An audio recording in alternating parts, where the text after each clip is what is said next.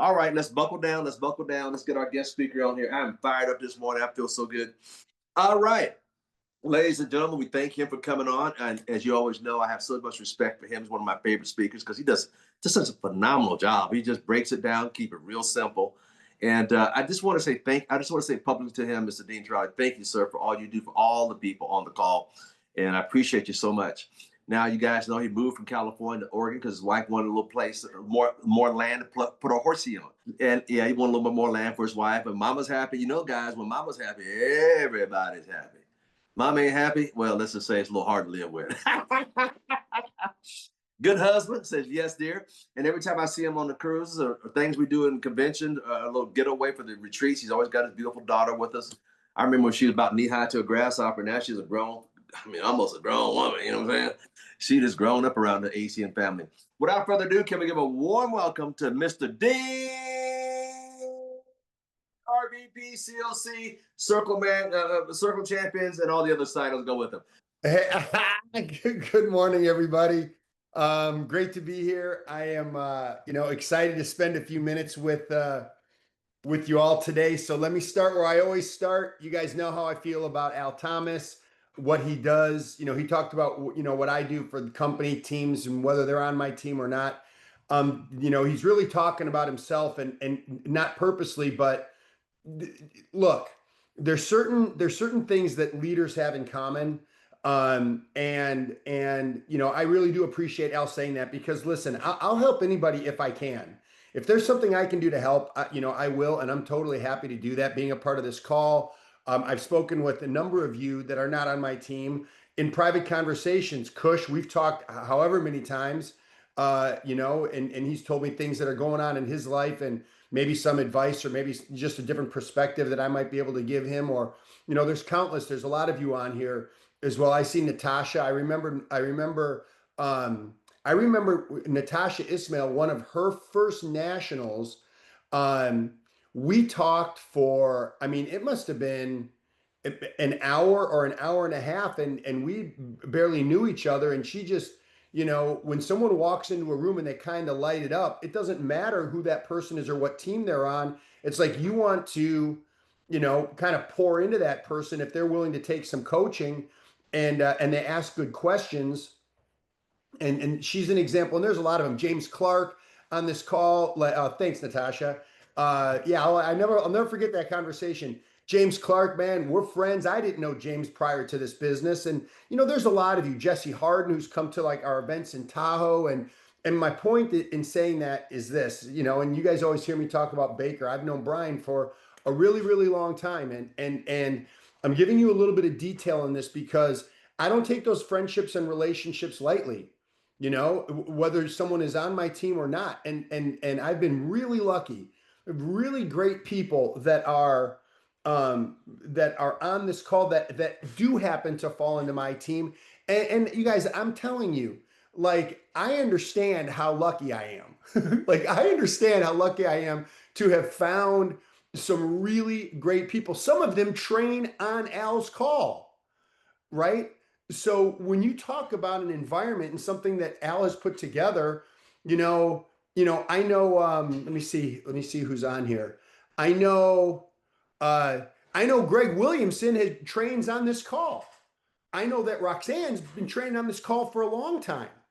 So those relationships and the relationships that you build in and outside of your team, I'm letting you guys know they are important. And I'm grateful. So that's a very long-winded way of me saying that I'm grateful. Al, thanks for putting this together. I think that everybody that plugs into your calls is a benefactor and a recipient of your goodwill to try to just put an environment together where people can learn and win and all that. So there you go. So Al, I appreciate you, man. And I know everybody else does as well. So cool. Enough being said. My God, that sounded like we were like giving an award at the, at the Oscars. So it's all good. Here we go. You guys get ready because I'm coffeeed up. I'm just telling you right now. So here goes. Last week, I have my notes for you from last week and my notes from today. Last week, we talked about things like enthusiasm and energy and confidence and if you have a shot, right? And I played a video at the end of that call last week, and time is such a funny thing, right? Let me just start here. In our business, there is a bit of a blessing and a curse. And I'm going to do the curse first. The curse in our business is freedom. And that might sound really weird, but you guys have heard this phrase, give them an inch and they take a mile, right? And what happens is, because there's no threat of loss in our business, because it's entrepreneurial, it's work on your own schedule, it's create your own time, it's work when you want, as much as you want, as long as you want, as hard as you want, or not. And so what happens is, because there is no actual penalty. Okay, so I want you to hear this. Because there's no actual penalty for not doing ACN, a lot of people don't do it. They're in it, but they don't do it. Why? Because there's no penalty if you don't do it, right? There is no penalty if you don't do it. There's no penalty if you go through a day. Watch this, you guys. Let's say you don't talk to someone for a day. You don't peak one person for a day. You don't get one customer for a day. You don't watch one training for a day. You don't learn anything new about any of the services for a day. You don't get one person registered for the Lake Tahoe training for a day. You don't get one person registered for the Orlando National for a day. Guess what? You're going to have the same day tomorrow, meaning you've lost nothing. That's how most people think. That's how most people think. I'm not going to get fired. Dude, why are you coming down on me? Well, here's the thing.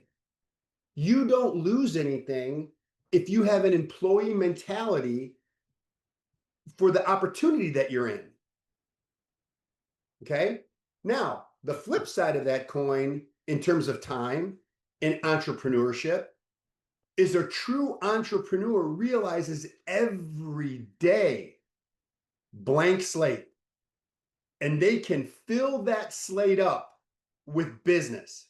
They can fill that slate up with opportunity. They can fill that slate up with lives they can impact and positively change. They can fill that day up. So what determines the difference? What's like the mitigating factor between, the people that don't do anything and they don't have the ramifications of it, right? Or they do something and they get to enjoy the ramifications of it. Well, that middle area, you guys, I don't know how to break this to you, so here it goes. That middle area is called work. It's like, that's work. That's what we do. And so what happens is, we're so ingrained, the world is so ingrained to understand and accept time for money. Like, how many of us have heard these conversations? Look, man, I got to make some money. You don't understand. Like, my time is valuable. No doubt, my time is valuable too. Here's what's crazy about what we have to offer someone when it's built properly. Okay, man, I told you. Okay, so here goes. How many of you heard, Al, you're not allowed to answer because you've heard it more than anyone. You've heard this more than me. Al is more seasoned and has been doing this longer than I have, right? So we have all heard some version of someone telling us that they are too what to do something. Okay, Chris said it, busy. Red said it, busy. I'm sure, but Maria said it, busy. Okay. So now here's what's crazy. Why is it that the busiest, most successful people, you've heard Al mention some of the names of people that are in his sphere of influence. And a lot of those people, their title doesn't begin with an M, it begins with a B. Okay? Do you think anybody would say to those people, those men and women, the M's and the B's, Do you think anybody would ever, you guys, you gotta get this. Do you think anybody would ever say to them, man, you must be so busy. You must be too busy. No kidding, I'm busy. Of course I'm busy. I'm running 4 companies. Of course I'm busy. I have real estate interests out of the country. I'm coming back. Of course I'm busy. That is never, ever, ever, ever, in my opinion, a barrier to entry for someone who's entrepreneurial because they understand they have the same 24 hours in a day that you and I have. So why do some of these people get so much more out of the day? They have assets at work for them. Some of them are in the form of employees. Some of them are in the form of business partners. Some of them are in the form of entities or operations that generate an income. There it is, Chris. You're right where I was leading. They have created leverage. So why do people like Al and I, why are we so protective and why are we so enthusiastic about what it is that we have our hands on here with ACN and what the founders have put together? It's very simple. Everyone has the exact same opportunity to build, create, leverage, and they have the exact opportunity to build and create an environment where everybody has the same chance to win. Whether someone wins or not, one of the great things about ACN, that is up to you. That's up to you. And some of you might be going, well, no, it's up to my team. Like if my team doesn't do anything, start a new team. Find new people. Like you guys, look, if we're talking about the same names for months and months and months, I'm not saying don't keep them in the loop. I'm saying there's got to be more than that one name we're talking about. You know, Joe from the diner. Apologies to anybody who's named Joe on here. But anyway, my point is, like, if we're still talking about Joe from the diner who's thinking about looking, and we're talking about that name and that name only for months and months and months, we're missing the opportunity here. Am I making sense right now? Is this landing on anybody? Okay, cool. So now check this out. What happens is a leader, somebody who's entrepreneurial, absolutely understands the value of time. Well, one of the only ways that I know to get time back is if you have more than one person working at a task. So if we have a mountain of stones, that we got to move from one side of the property to the other. Actually, I'm doing that right now. It's not a mountain, but whatever. I'm not going there. I'll tell some of you later. Anyway, my point is, if we have a big task to take care of, just think of this, you guys. Let's do this 3rd grade style. Okay, let's do this 3rd grade style. If we have a big task, if we have to move a house, either you, your family member, your friend, your parent, your brother, your sister, someone's moving. Here goes, you guys. Someone's moving, right? And they got the van, they got the truck out in front of the property they're moving out of. And it's you and your brother who's moving, and you're moving everything. Okay, everybody got it? You're moving the sofa, you're moving the kitchen, you're moving the refrigerator, you're moving the bed. You got to take everything apart. You got to get all this stuff. It's the 2 of you moving. Okay, here goes. Or there's 20 of you and you have a list of who's doing what order we're taking things out. And guess what your cost is? At the end of the day, you are buying them 10 pizzas and 2 cases of beer. Guess what? I'm giving you the choice. Do you want the first example where you don't have to spend any money on pizza? You don't have to spend any money on whatever, beer, soda, whatever. You don't have to spend any money, but you and your brother are going to move this house. Or the second example, you invite your 20 friends over, you put a couple $100 in, and they're all hanging out, and this thing gets done in 2.5 hours. That truck is loaded, it's unloaded by dinner, pizzas show up, and you guys are all hanging out.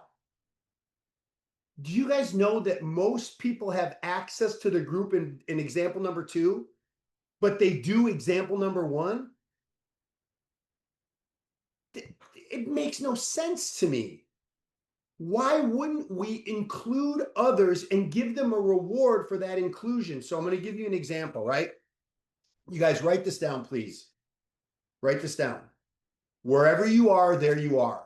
Now, it's very simple, and you guys have heard that before, but I want you to write it down for a reason.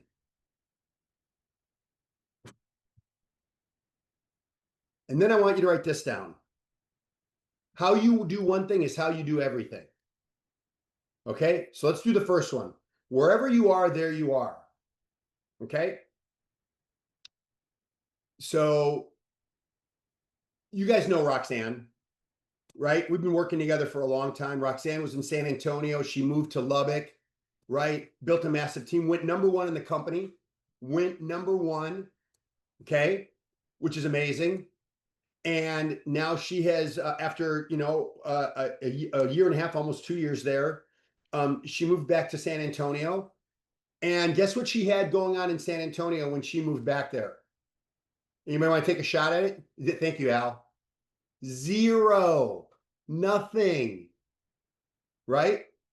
Well, now she is correct, Kush, nothing.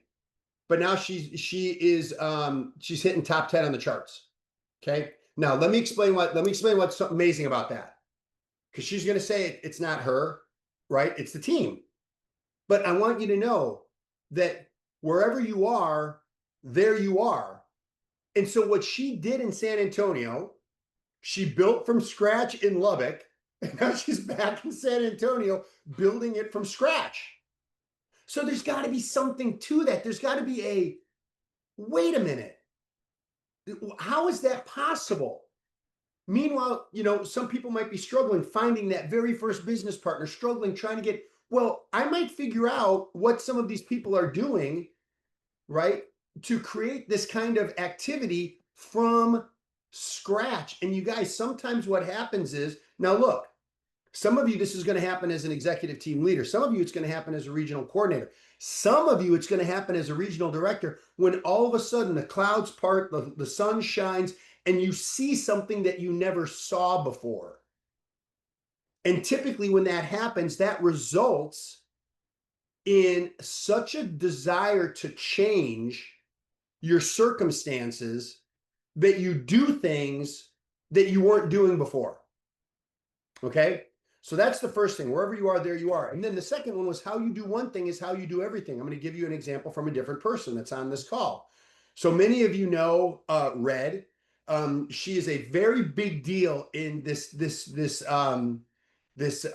organization called BNI, which a lot of you know about BNI. Well, here's the thing. She doesn't run like one meeting. Okay?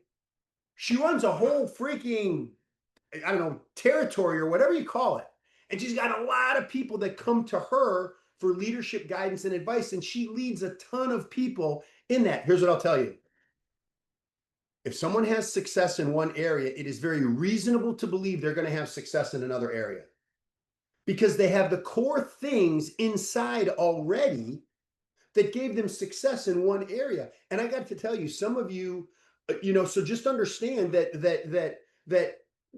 the environment might change, but if those core things don't change, you're going to have success in your new endeavor, which could very well be ACN. So the reason I'm telling you this is that time typically doesn't come up in conversations with Roxanne. Time typically doesn't come up in conversations with Red. And I'm not talking about personal situations. She just had a loss in her family. And I know, people have gone to, Chris Sampson, he had to go up to the Pacific Northwest. So like a kid gets married, one of his kids gets married, whatever. I'm not talking about the personal stuff. I'm talking about how we mitigate distractions and how valuable our time is doing those things. So once again, I go back to that original idea. What are you doing with the time that you have in your ACN business? Are we letting a day go by, a day go by, a day go by? Oh, there's the computer, there's the back office. I could jump on the webinar to learn more about IDCO. Well, I could reach out to my leader and ask them for some coaching on the back office. I could, right? Like there's things I could be doing, but what's easy to do is easy not to do. And if it's not that big of a deal and time is your biggest issue, chances are you're not going to do it because you're going to create a reason, a justification, that's a big word for me, you're going to create a justification as to why not. Why not? Like, or I should say, why would I do this? Like I can do it when I can do it. What's the word, you guys? I can do it. What do those people say that are always so busy? They're always too busy. And they convince themselves that I can do it tomorrow. Thank you, Marina. Nailed it. And I can do it tomorrow, right? I saw something, one of the redeeming things on social media, and I'm about to show you guys something really cool from a call I did this week. Monday, Tuesday, Wednesday, Thursday, Friday, Saturday, Sunday. Someday is not on the calendar. But there's a lot of people that run their business that way. So I want you to know the relationship, in my opinion, between time and goals. In 1 minute, if you want to really get your time sorted out on a daily basis, set a goal and make it aggressive. If some of you are executive team leaders on this call, here's your goal. I'm going to be a regional coordinator by the national. I'm going to be a regional coordinator by the national. That's 200 customer points, right? If some of you are regional coordinators on here, listen, I am going to be regional director by the national, or depending on how far away you are, for sure this fall, I'm going to be a regional director. I'm tired of seeing all this money go by me to the upline when, I want that. How do you do that? Serve your team. And you guys, for those of you who've been with me for a long time, everything comes full circle. Guess what? The reason why Roxanne is on the charts is because she is serving her team. She's helping her team get promoted. She's helping her team get paid. And everybody on this call is capable of doing that. But if you have no team to help and serve, you got to be in phase one, personally peaking and personally recruiting. But it does all come back to time. What is your relationship with time? So here's what will help understanding your relationship with time, in my opinion, is who are you talking to? Are you talking to people of influence? Are you setting a standard for your performance? Are you setting, now when I say performance, I don't mean you're going out and performing. I mean, what are you doing? Are you setting a standard for your activities, right? Standards are important. So there's two ways to look at the word standard. Standard for a lot of people means, oh, it's standard. That's like normal. It's like not exceptional. It's not bad. It's standard. That's not how I want you to understand the word. That's not how I want you to understand the word standard. The way I want you to understand the word standard is, what is your standard in your team? What standard do you accept? Right? I'll tell you this. You guys, how long do you think Al Thomas would engage in a conversation with someone who is constantly skeptical, glass half empty, not enthusiastic? How long do you think that conversation would go on? I'm telling you, Al would probably, out of respect, give the person about 1 minute and go, listen, man, I understand. I got stuff to do. It doesn't seem like this is a fit. Cut it off. You guys, I'm telling you. So would you all agree, Marina? That's right. Move on. Would you all agree? Sorry, that sounds so network marketing, but it's just, would you agree with me? Because it's a fact. Al Thomas has a standard within which he operates. Yes or no? Yes or no? No question about it. It's no question.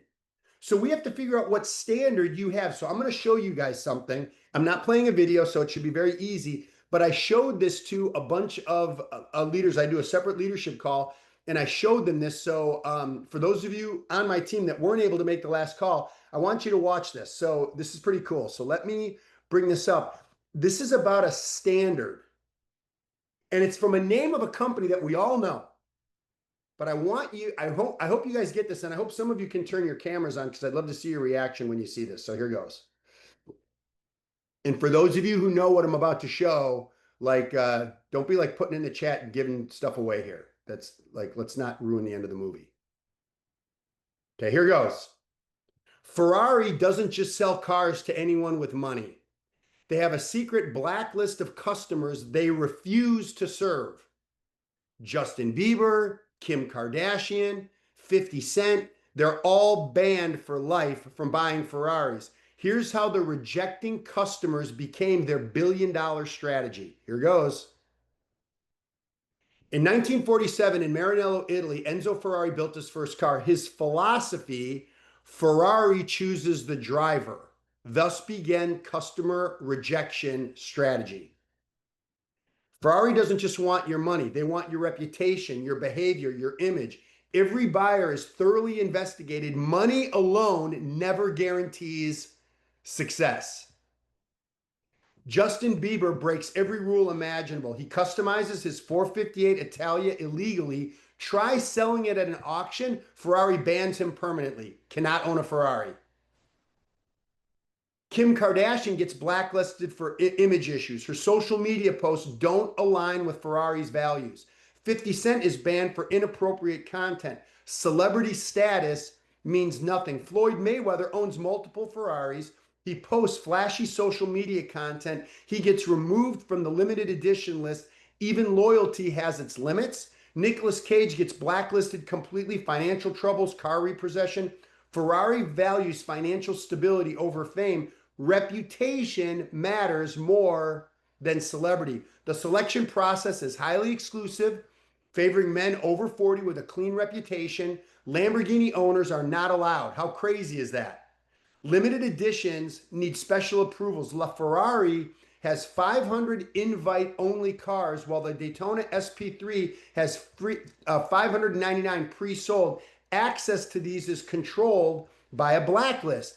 Steve Wynn, in your area, Mr. T, Steve Wynn tries flipping his LaFerrari.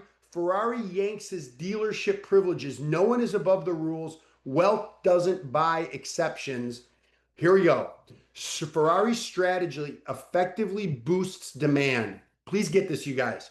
Ferrari's strategy effectively boosts demands, selling 11,155 cars annually with a 300% demand supply gap. Let me say that again. Ferrari has a 300% demand versus supply gap. By rejecting some Ferrari customers, Ferrari increases its value, creating a sense of exclusivity that makes others desire the brand even more. When something is not available to everyone, interest and demand grow. Let me say that again. When something is not available to everyone, interest and demand grow. So you might be saying, Dean, what in the hell did you just talk to us about? I'm going to tell you right now. You guys have heard me say in the past, we're like the Hard Rock Cafe, love all and serve all. And I 100% believe that. But the message I want you to leave with today, coming full circle as it pertains to time. Would you all agree with me that for the majority of people, they would see a Ferrari as being valuable? Yes or no? Yes or no? Okay, cool. By the way, if you're too tired to like give me a thumbs up or nod, I don't know why you're on the call. Like for real. So we understand there's value in that. I also understand, like you do, that there is value in time. So when we talk about giving away the ACN opportunity, don't prejudge anyone. I don't want you to prejudge anyone. What I want you to know is what you have your hands on, and stop giving away the shop. So when we're talking to people, this needs to be a mutually exclusive interview. Kind of sounds like this. Hey, Chris. Hey, James. Hey, Al. Hey, Red. Hey, Jed. Hey, Kush. Hey, Maria. Hey, Sean. Hey, Jesse. Hey, Rox. Hey, Ushilla. Hey, Natasha. I'm going to show you what we're doing in our expansion plans. And if you like what we're doing and I like what I hear from you, we could do something really great together. Stop begging people to be a part of what it is that you're doing. You have something absolutely amazing with leadership that will go out of their way to help the people on your team and help you. I take that very seriously. I have a busy life like you guys do, but I prioritize this. And if I'm going to prioritize this, I want to do it in a way that gives me the best chance to succeed. I understand the relationship with time. People do things of value. People will spend on things of value. Cheapest isn't best. Cheapest is cheapest. What value are we bringing to someone in this opportunity? The way to be able to have time freedom, residual income, choices, not answering to a boss, all those things which are so important in our lives. And we have a vehicle. Why would we nickel and dime this vehicle? And why would we not pay it attention every day? Now, every day, did I say to you, did I say, hey, Maria, hey, Sergio, hey, Rox, hey, Jed, hey, Chris Sampson, hey, Sean, hey, Al, hey, Jackie, you have to do this 8 hours a day. I never said that. I never said that. But if you do it a half an hour to an hour well every day, watch where you are at the end of this week. Watch where you are at the end of this month. So what I'm telling you, the exact same way, you guys, the exact same way Ferrari has created value in its brand. When the demand is bigger than the supply, you're in business. You're in business. So what do we need to do to create that value for the demand? Who we are and who you're working with. Someone will move their time to meet the person you're working with, to see what's going on and figure out if there's a match. Do you like the idea of being a part of our expansion plans, as we're 2.5 to 3 months away from 2 of the biggest launches in the history of our 32-year-old company? No? Okay, no problem. I got to move on. Well, why moving on so fast? I don't have time. I got so many people I need to show this to. That's creating value in what it is that we have. If you've got one person in the hopper right now, meaning if you have one person in the rotation right now, I'll be the first one to tell you that's great. I'll be the second person to tell you you need more. Right? Like, I'm just telling you. We want to play the law of large numbers. We want to play the averages. We don't want to play the lottery. Right? This one person's going to, we don't know that. Mitigate your risk, increase your value, show what we have, and get into the law of large numbers and watch what happens. And all of this will impact your time and what you'll be able to get out of this business. And now there's 2 of you, there's 3 of you, there's 5 of you, there's 20 of you. And now your business is growing out of your city, out of your county, out of your state. And now you actually see what can happen in a business like this when you empower people and you have conversations like this. I just want you guys to remember the value of what it is that we have our hands on. Think about that Ferrari example. They have 300% more demand than availability because of a standard they set. Does that mean prejudge people? Does that mean don't give them a chance? Absolutely not. That is not what it means. That's not what it means. It means know what you have your hands on, and you should be really proud of it, because we have a phenomenal opportunity and our best days are still ahead of us.